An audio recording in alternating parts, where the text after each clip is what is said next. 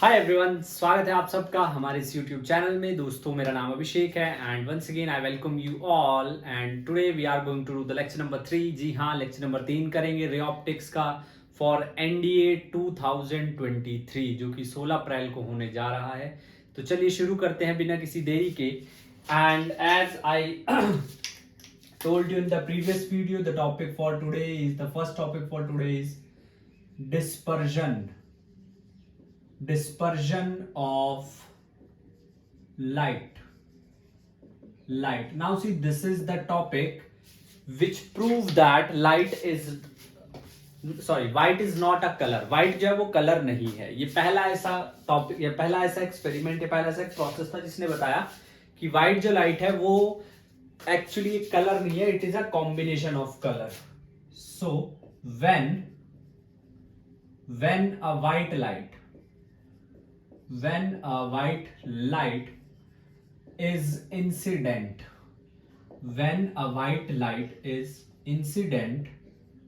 on a prism, it refracted twice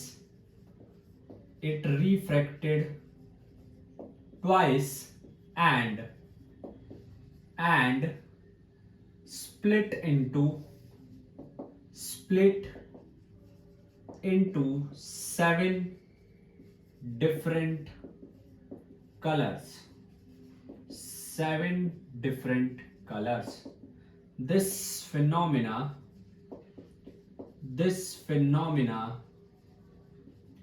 is known as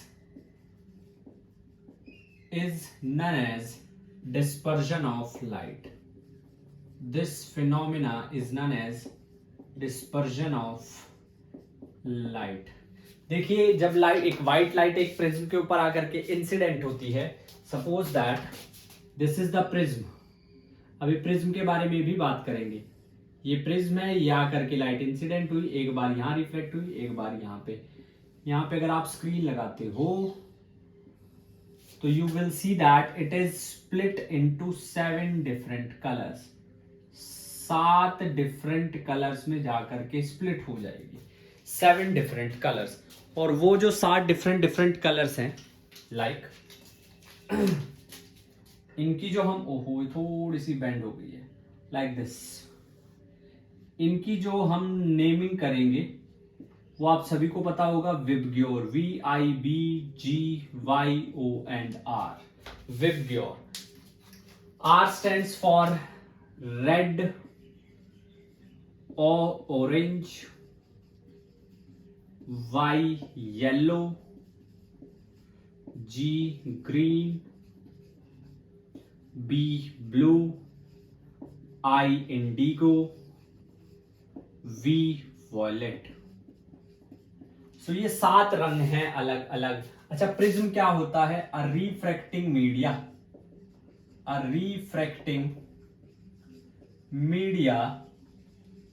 bounded by two refracting surface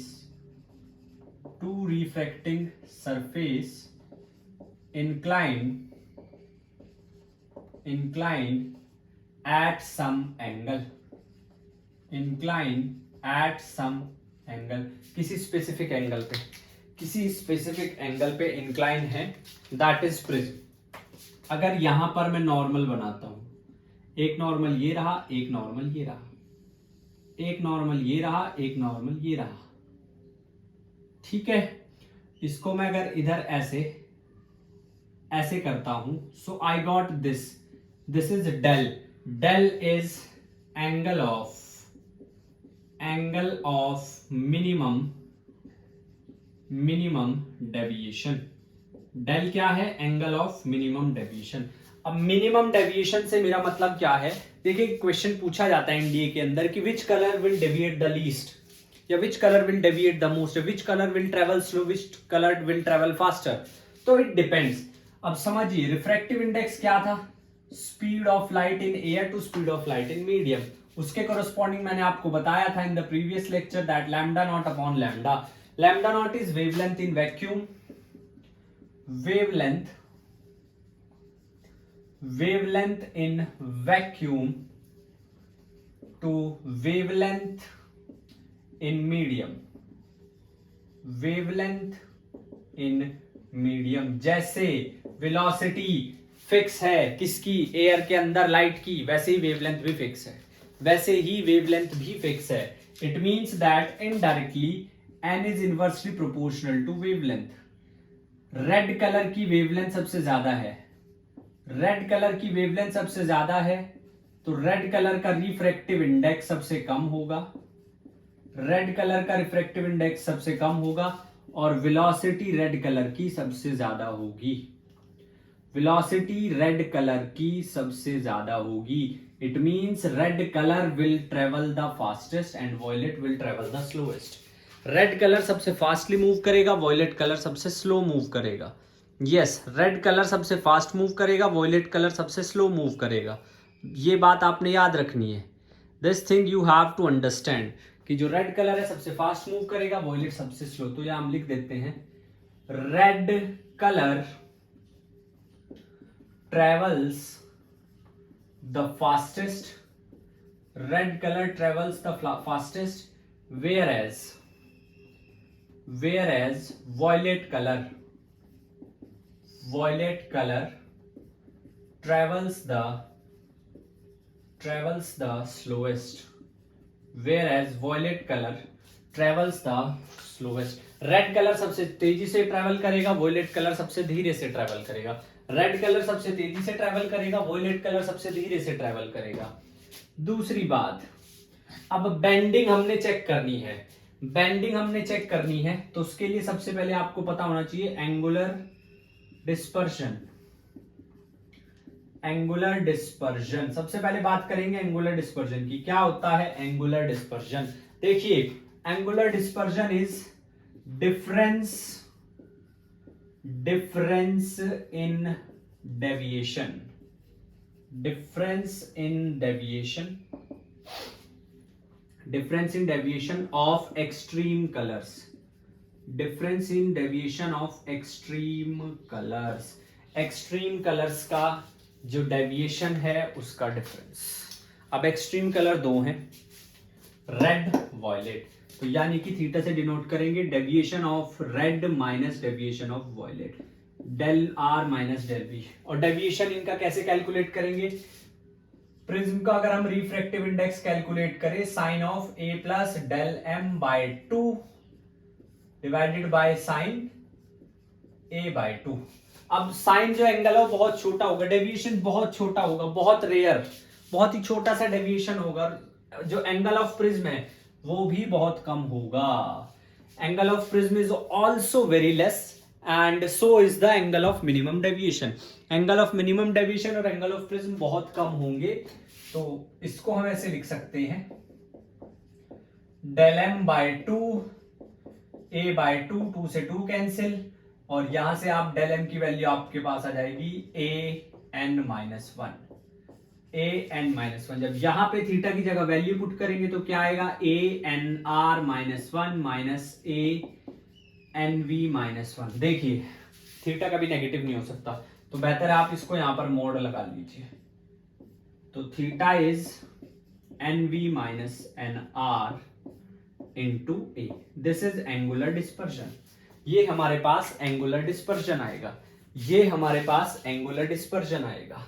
point number 2, point number 2, we have one more important parameter, और जिसको हम बोलते हैं dispersive power. Dispersive power, उसको बोलते हैं हम dispersive power, उसको बोलते हैं हम dispersive power. Dispersive power omega, angular deviation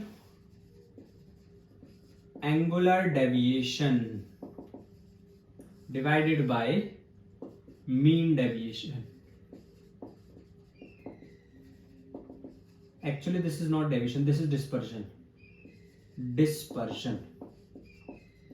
Angular dispersion by mean deviation, angular dispersion by mean deviation. This is the formula. ये हमारे पास formula है, ये हमारे पास formula है। तो that is, ये हम ऑलरेडी कैलकुलेट कर चुके हैं। A N V minus N R divided by A N Y minus one, A से ए कैंसिल, ये आ गया N V minus N R divided by N Y minus one, divided by ny minus 1. So that is also constant. Both the parameters are constant. But there is one more important thing.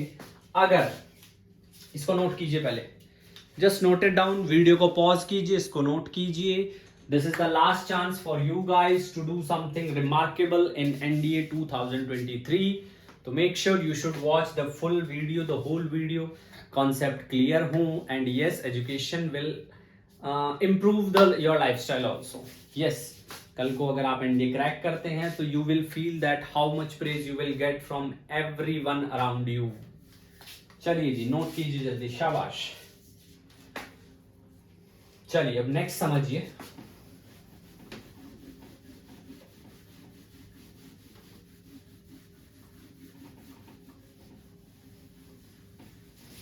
थोड़ा सा ध्यान से समझिएगा भाई.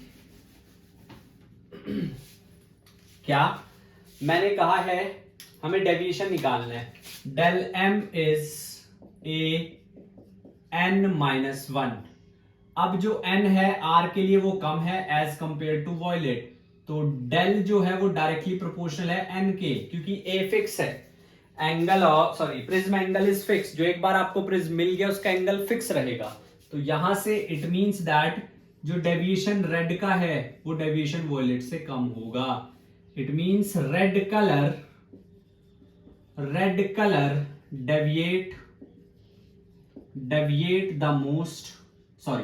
deviate the least, whereas violet color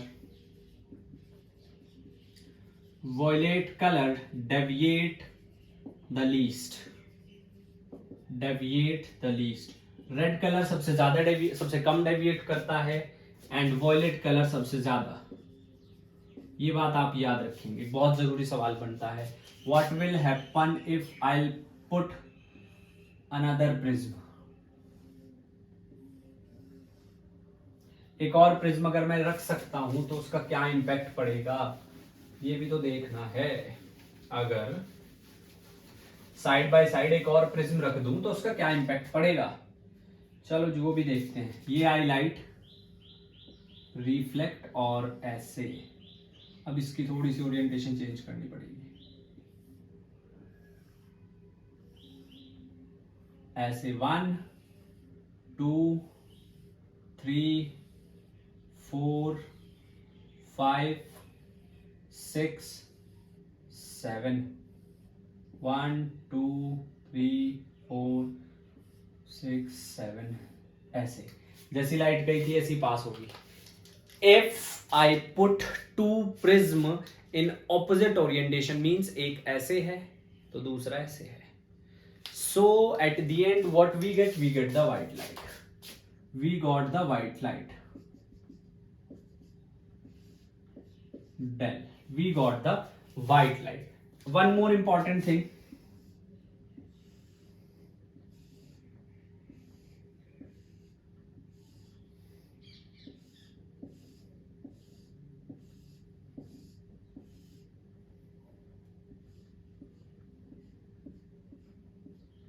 ऐसे है, ध्यान से समझिएगा जरा.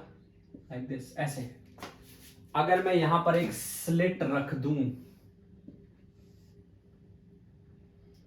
और ऐसे रख दूं तो only I got the yellow light. केवल येलो लाइट उससे पास होगी. Red and violet are the extreme colours and yellow will be the this. So sometimes question में ask that what are the constituent colors of light. What are the constituent colors of light? So this is blue, yellow, red. These are the constituent colors of light. You may get the direct question. आपको direct सवाल भी मिल सकता है. Constituent colors blue, yellow and red. Blue, yellow and red. अब dispersion की application क्या है? इसकी एप्लीकेशन हम स्पेक्ट्रम में यूज करते हैं जब हमें किसी सैंपल का स्पेक्ट्रा कैलकुलेट देखना होता है, फाइंड आउट करना होता है, चाहे वो एमिशन हो चाहे वो एब्जॉर्प्शन हो, ताकि हमें एक मैक्सिमम रेंज मिले वेवलेंथ की। So that's why we use dispersion over there. Just note it down. Let's move to the next topic. Channel को सब्सक्राइब करना मत भूलिएगा। A totally individual effort from my side to share my small knowledge with you guys so that you could have the quality knowledge, because knowledge itself is a power। मैं नहीं कहता, महान इंसानों ने कहा है। चलिए देखिए, next is TIR। Next is TIR। TIR के बारे में बात करेंगे। अब TIR के बारे में बात करेंगे।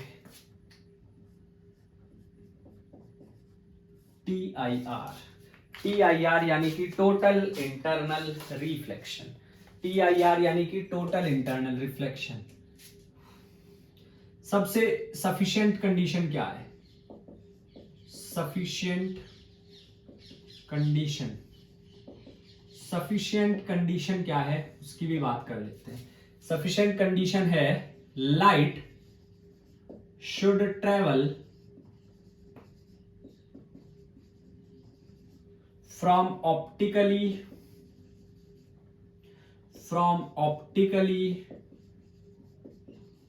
rarer to optically denser to rarer medium। Optically denser to rarer medium, ये है sufficient condition. Light should travel from optically rarer to denser medium.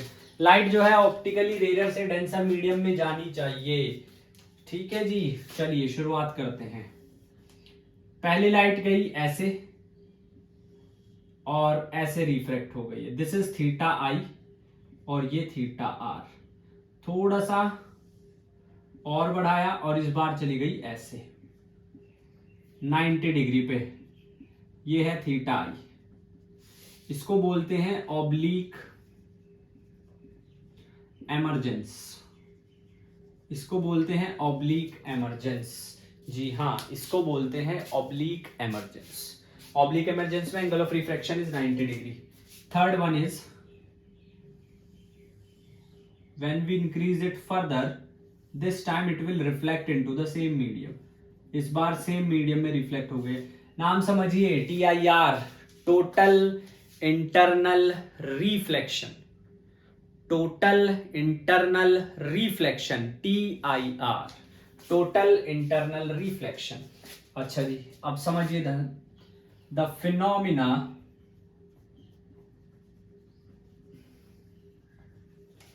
Phenomena of bouncing back of light into the same medium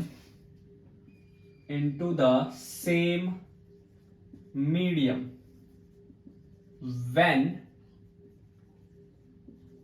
it is incident on an interface with an angle greater than critical angle। जब ये light जो है critical angle से ज्यादा angle से incident होगी, उसको बोलता होगा वहां पर TIR total internal reflection. TIR। अब क्रिटिकल एंगल क्या है? that value of angle of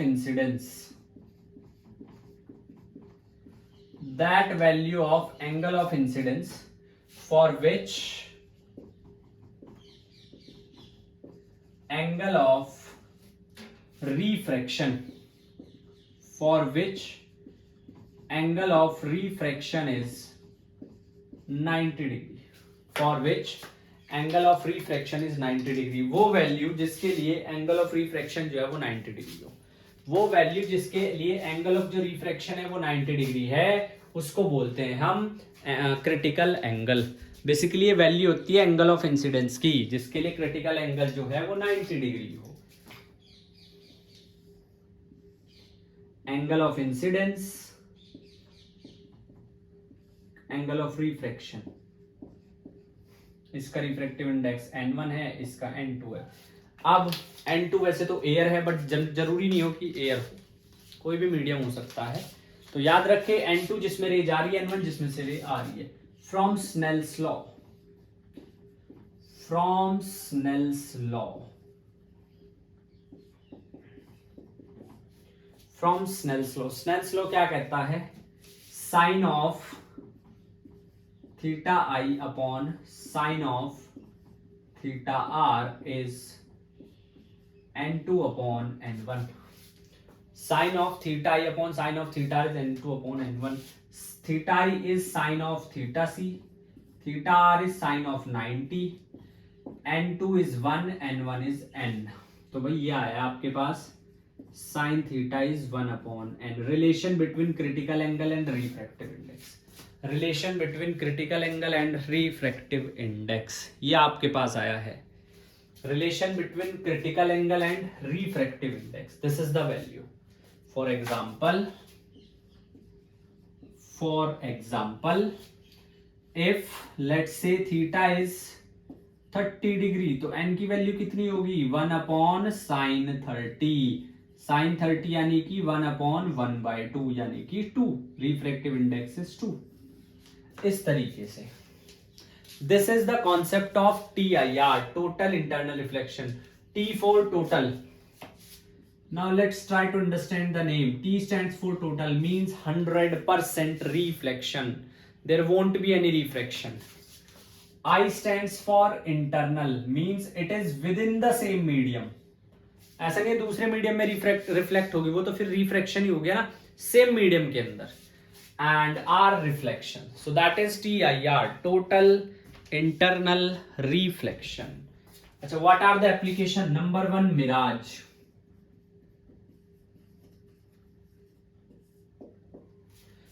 in desert what happen actually, it feels like after certain distance there will be some pond of water, कोई तालाब है पानी का कुछ दूर चलने के बाद, but when you reach that particular position you will find out that there is nothing, zero.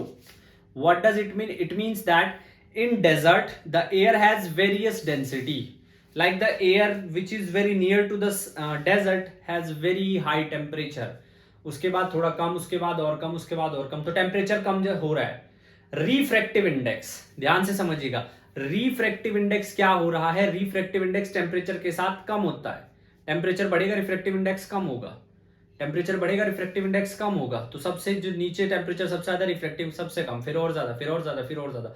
Light रे डेंसर टू रेयर आ रही है, डेंसर टू रेयर, तो TIR होगा। एंड वो जो रिफ्लेक्शन है ना वो पेड़ से होता है, means there should be certain tree, तो उस पेड़ की परछाई उल्टी दिखाई देती है, उस पेड़ की, ये पेड़ है, ऐसे लाइट रे आएगी और ऐसे लगेगा, रिफ्लेक्ट होके ऐसे चली जाएगी, तो हमें लगेगा कि सामने वहां कुछ दूर चलने पर पानी है और उसके अंदर हमें पेड़ की जो है परछाई दिखाई देगी, बट एक्चुअल में ऐसा नहीं होता, एक्चुअल में ऐसा नहीं होता, that is mirage. Second one is shining of diamond, shining of diamond, shining of diamond. Diamond shine क्यों करता है? अरे भाई एक डायमंड है, बेंजीन मत समझ, बेंजीन जैसे पर है डायमंड ही, ये रिफ्लेक्ट हुआ, फिर ऐसे हुआ, फिर ऐसे हुआ, फिर ऐसे हुआ, फिर ऐसे, वो रिफ्लेक्ट ही होता रहेगा like this, and light will be trapped in between, so that's why it shines every time. जो असली डायमंड है, जो ट्रू डायमंड है, जो घिसाया ज्यादा जाता है तभी तो चमकेगा ना, उसके अंदर लाइट ऐसी रहेगी। Same is applied with us also, the more we do the hard work the more we will get the containment. Result तो नहीं कहूंगा, रिजल्ट हमारे हाथ में नहीं होता है। Third one is optical fibre, optical fibre, optical fibre के अंदर like this,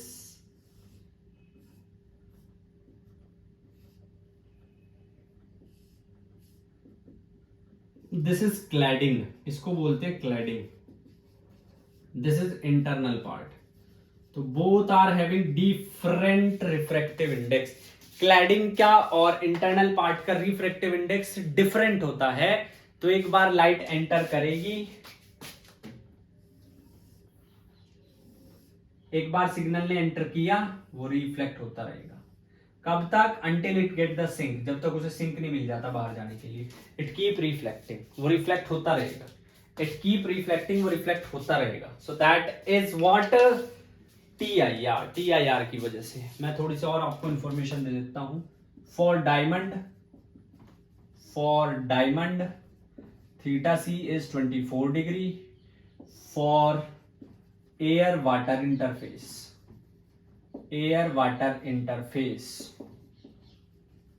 theta C is 42 degree. And one more I would like to give it to you. Yes, for air glass interface, theta C is 48 degrees Celsius. So this is not Celsius, my mistake, 48 degree. So that is the critical angle. ये हमारे पास critical angle है. That is the concept of total internal reflection. Next one is